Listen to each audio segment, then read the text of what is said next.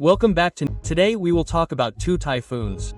One is literally Typhoon MMO that has been ravaging the southern coast of China. And the other is a geopolitical typhoon that is coming to Japan is that there will be a new prime minister and it is expected to be a new female prime minister. And this person China is extremely worried about. Now let's find out today's story. First of all, let's talk about Typhoon MMO. At about 1450 on October 5th, the typhoon made landfall on the east coast of Zhuan County, Zhanjiang City, Guangdong Province, southern China. It hit the mainland with the strongest winds near the eye of the storm reaching 42 meters per second. And China had to issue a red alert. Hainan and southwestern Guangdong also had to stop many flights and ferries. About 347,000 people were evacuated before the typhoon made landfall. Zhanjiang, Yangzhong, Muming, western Guangdong and northern Hainan have been hit by strong gusts of wind. Rising water and storm surges have also occurred. Rainfall from 100 to 250 millimeters, sometimes even higher, as the circulation sweeps deep into the interior of Guangxi. And currently there are no detailed figures on economic damage, only that many flights, ships, and buses in Hainan and Guangdong have been suspended right before and after the storm made landfall. Coastal roads are flooded due to rising water at some points right out of the station. This storm is creating enormous pressure on the giant dam system of the Pearl River Basin.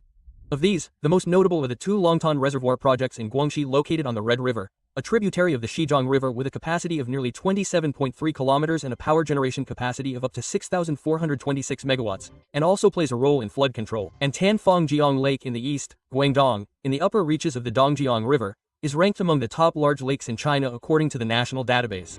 In addition to these two projects, there are also Boksak and Tiu Lone lakes in the southwest region and many small and medium-sized reservoirs that discharge waste throughout the Guangxi and Guangdong regions, taking on the tasks of drainage, water supply and power generation. The entire Pearl River Basin has thousands of reservoirs of all kinds, of which the large dam group alone has up to dozens of projects. Although there are no specific statistics immediately after the storm, official reports show that many small and medium-sized lakes in the western region, Guangdong and Guangxi, are having to release water to regulate.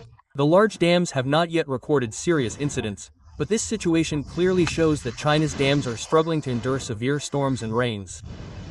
The principle of a reservoir is that when it accumulates water, it will change the surrounding hydraulic and geological pressure, can cause landslides on weak slopes if the foundation is not carefully surveyed.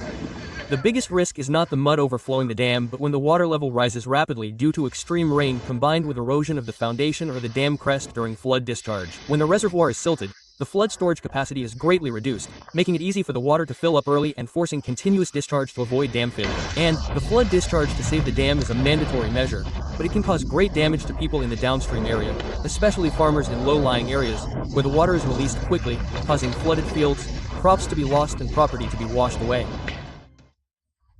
And we have also shared with you in many programs that China's massive dam system during the flood season is like carrying a pot of boiling water on your head. Just a small incident can cause a chain reaction. And the situation of this MMO storm also makes many Vietnamese people concerned. As of October 6th, Vietnam is not directly in the eye of the storm, but is still affected by heavy rain, strong winds and the risk of flash floods and landslides in mountainous areas and flooding in low-lying coastal and urban areas from October 6th to 8th. And when the storm swept across the sea, pouring down rain and floods, we realized an obvious truth. How small humans are in front of nature. Ladies and gentlemen, houses, fields, roads, things that seem to be solid can be destroyed in just one night of strong winds and rising water. But in that weak moment, another strength appears, that is the strength of human hearts. When neighbors wake each other up in the middle of the night, when the boat returns to pick up the last elderly person, or when hot rice is passed around in an evacuation point, it is the human love that connects us into a community. Storms and floods can wash away property, but they cannot wash away kindness. Now let's talk about another storm, a geopolitical storm that is brewing, and it is a storm that appears in Japan but the eye of the storm is in China. It is very special. Starting from October 5th to 6th, news agencies simultaneously published the news that Ms. Sane Takachi had officially become the leader of the Liberal Democratic Party, LDP, and was about to become Japan's first female prime minister. For Beijing, this is not just a simple personnel news but it is like a storm lamp. Japan's foreign and security policy may change to be tougher, clearer and faster. Ms. Takaichi is nicknamed by many people as the Iron Lady, and it reflects the three core points in her policy line. One is about toughness and security. She advocates increasing defense power, modernizing the military and amending Japan's constitution to clarify the role of the military. To put it simply, Japan must be strong enough to not be coerced. The second point is the consistency of values. Mrs. Takaichi values alliances with democracies, especially the United States, supports the international order based on rules, and opposes any attempt to change the status quo by force. And the third point is economic and technological assertiveness. She wants to maintain a dynamic economy, focusing on backbone industries such as semiconductors, energy, industry, and defense, which both foster growth and national strength. And that steeliness is also shown in the way she does not hesitate to touch the sensitive areas, the electric shock points in regional relations. For example, she dared to burn incense and pay tribute many times at the Yasukuni Shrine, which contains both religious meanings, war memories, and symbols of Japanese nationalism. And Yasukuni, we know it as a place to commemorate Japanese soldiers who died in battle.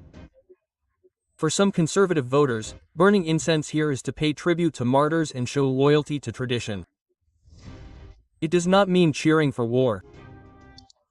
Because in the list of worship at this Yasukuni shrine, there are also some wartime leaders from World War II who were convicted as Class A war criminals. Therefore, Beijing and Seoul have viewed this Yasukuni shrine as a symbol of the past aggression. Every visit to the shrine by high-ranking Japanese officials is interpreted as softening war crimes or hurting the victims. Up to now, any high-ranking politician understands that visiting Yasukuni Shrine means enduring diplomatic storms from China and South Korea and pressure from the international media. But Ms. Takaichi still does so. And that is how she expressed her view that Tokyo will decide its own memory story and will not accept political conditions from its neighbors about who gets to remember where when. Not stopping there, Ms. Takaichi also publicly emphasized upgrading relations with Taiwan, promoting security cooperation with like-minded partners. In recent statements, she called Taiwan an extremely important partner and a dear friend of Japan, and emphasized that she does not accept any coercive actions to change the status quo. Put in context, this is a very clear message: an extremely important partner. A dear friend means that Tokyo sees Taiwan not only as a diplomatic issue but also as a relationship that needs to be protected and upgraded.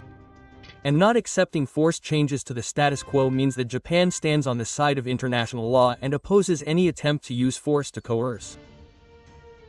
For Beijing, every word like that touches their red line because they consider Taiwan an internal issue. But from Tokyo's perspective, stability in the Taiwan Strait is directly linked to Japan's security. It is a vital shipping route, the world's central semiconductor supply chain, and a gateway to the southwestern archipelago of Japan. And if Ms. Takaichi takes power, what will change?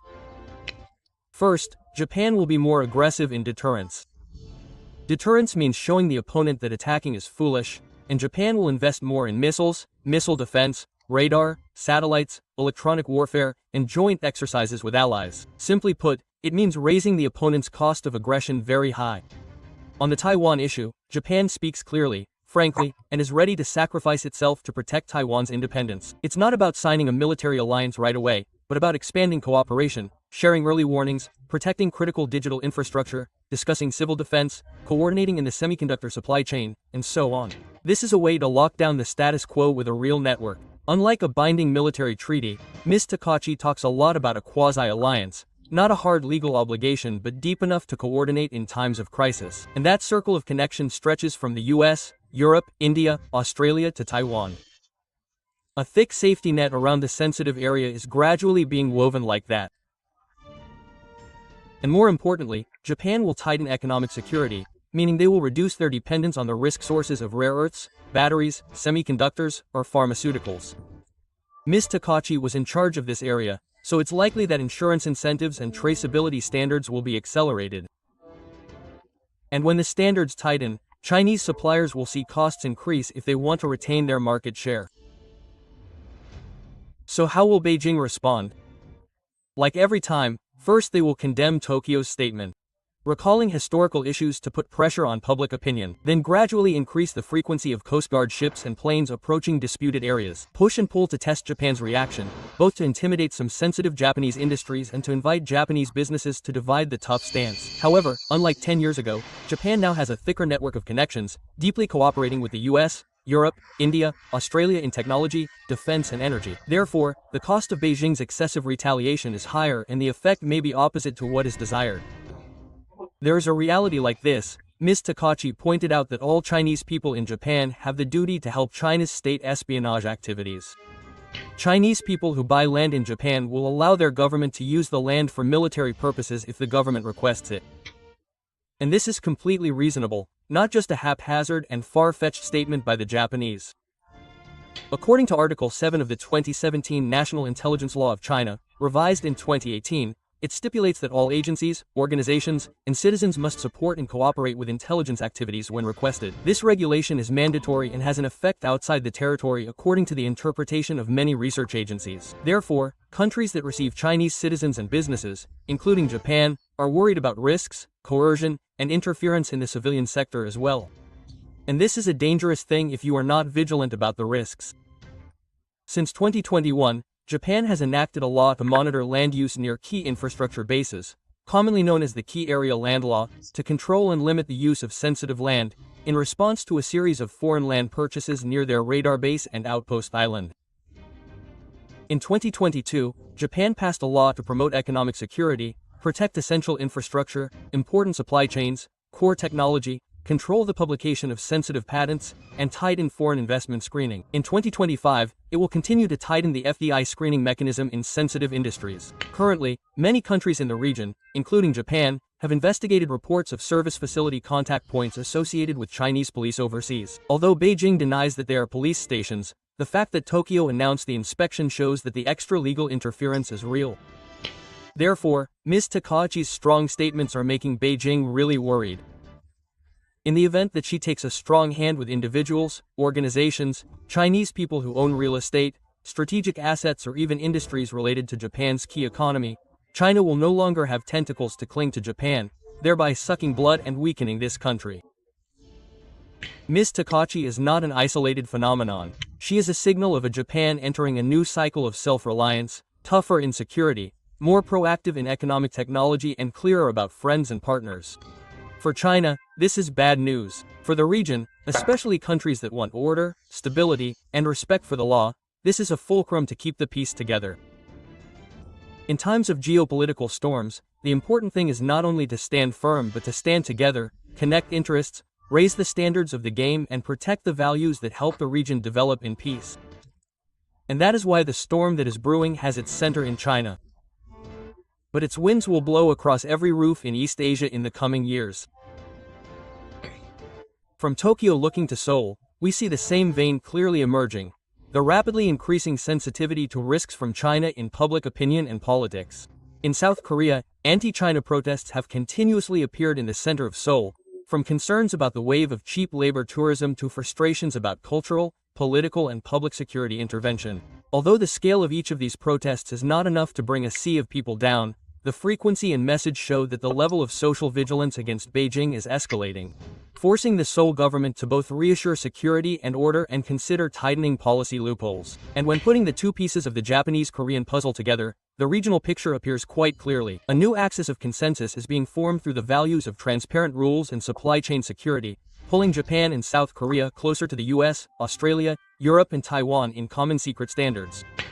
When social will through demonstrations, public opinion, meets strategic adjustments of economic security laws, investment controls, and defense coordination, it will form a difficult-to-reverse trend in society, which is not accepting China's coercion and intervention in core areas.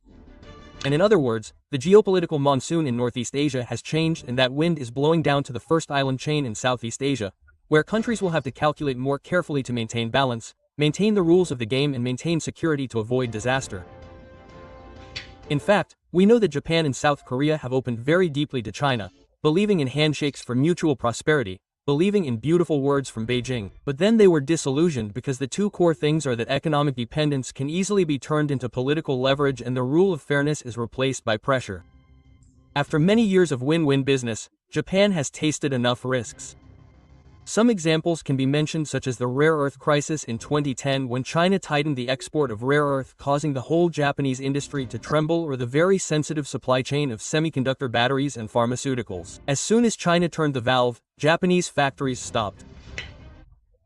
As a result, Japan shifted its economic security, and they implemented many measures such as filtering investments, protecting infrastructure data, bringing factories back home and making safer moves, reducing dependence but not completely cutting off, that is, opening up with conditions. South Korea is the same. Soon used to benefit greatly from tourism, entertainment, and semiconductor components exported to China. But when the crisis of the US deployment of the THAAD missile in 2016-2017 came, China imposed economic sanctions on South Korea, restricted exports, squeezed the pop tree, and vented its anger on lot. Korean businesses suffered heavy losses. Since then, South Korea has clearly understood that a security decision can lead to economic blows, and the consequence is that South Korea has tightened market diversification, built a supply chain without political risks, and raised vigilance with sensitive points of contact. We see that Japan and South Korea are both regional powers, but they have also paid the price for rushing into the dream of common prosperity with China. And that really carries a reference message for other countries in the region. That is, do not put your eggs in one basket. When selling goods, importing raw materials and technology, you must diversify your partners. Do not depend on any one partner. Cooperation, but there must be security fences to filter investment, and land near bases must be closely monitored.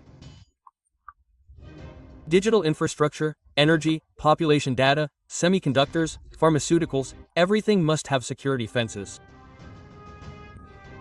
In another development, on October 6th, the US media reported that Chinese trade is facing another threat from Mexico, which has now joined the US and other countries and is turning its back on Beijing. Mexico is indeed making a hard pivot, raising tariffs, opening a series of anti-dumping investigations, and tightening incentives in the direction of reducing dependence and blocking Chinese goods. And that is an additional blow to the selective decoupling picture that the US and many of its partners are leading. Specifically, Mexico imposes high tariffs on goods from countries without FTAs, including China. The new import tax reform package affects nearly $52 billion of goods: automobiles, steel, textiles. As for cars from China, the proposed tax increase is 50%. Their public goal is to protect jobs. The hidden goal is to match the US strategy and block the loophole into the North American market. The US builds a barrier against Chinese electric vehicles. Mexico has previously stopped land and tax incentives for Chinese electric vehicle manufacturers to set up factories, and now they are directly targeting imported electric vehicle products. In general, Mexico has blocked the shortcut for Chinese goods to enter the US market through Mexico. We know that North America is a seamless market block thanks to the USMCA trade agreement. Therefore, when Mexico tightens the regulations on origin and local content, Chinese goods will find it very difficult to use Mexico as a transit station or label regional products to get through the US border. The industries that will be affected first are cars, electric vehicles, steel, textiles, and cheap component chains. The 50% tax on imported cars and a series of high taxes on goods outside the FTA will seriously erode China's low-cost advantage. The sectors where Beijing is booming in exports, such as electric vehicles, batteries, steel, and chemicals, will be immediately affected. Profit margins will fall sharply, and there is a risk of losing market share in Mexico, a market that is considered a golden gateway to access the US. And to get around this new barrier, Chinese businesses will certainly have to change, either investing more deeply in Mexico to increase the real domestic ratio or shifting to less sensitive supply chains. But both of these ways mean increased capital costs, time, and legal risks. Combined with the US tightening control at the other end, the trade barrier in North America is now 2 layers thicker and makes Beijing's roundabout strategy almost deadlocked. The move by Mexico, a leading trade partner of the US, creates a ripple effect. Countries participating in the North American supply chain, as well as economies that are shifting their chains to the US, will tend to adjust their policies to better suit Washington's standards, in order to gain priority access to the lucrative market, the US market, and this makes China's operating space outside Europe increasingly narrower. And in the past decade, we have seen that 3 countries, Japan, South Korea, and Mexico, have gone far enough with Beijing to understand that economic benefits are never separate from political risks. They have to accept. They have had to pay the tuition of rare earths being squeezed, trade sanctions, supply chains being bent according to political orders, etc. And now they have changed direction and are determined to change their destiny. That collective awakening is the clearest signal of the limits of Beijing's influence.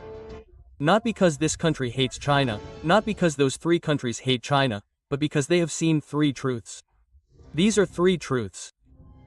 Economic dependence can be turned into political leverage at any time. Supply chains, if based on cheap weaponization, will collapse when geopolitics changes. And transparent rules of the game are the only barrier to maintain peace, prosperity, and sustainability. A new border of the world is forming around the principle that prosperity must go hand in hand with autonomy, and it is that border that has weakened Beijing's influence model. They can no longer easily borrow the economic arm to steer politics like before. And when major economies shift from co-prosperity through dependence to co-prosperity through autonomy, China's influence is forced to shrink. The awakening of Japan, Korea, Mexico is not a voice of opposition but a declaration that if you want long-term prosperity, you must stand on your own 2 feet, and this will be a reference for many other countries in the future. At this point, our program today would like to temporarily stop. Please share your personal views. Lei Min says goodbye and see you again.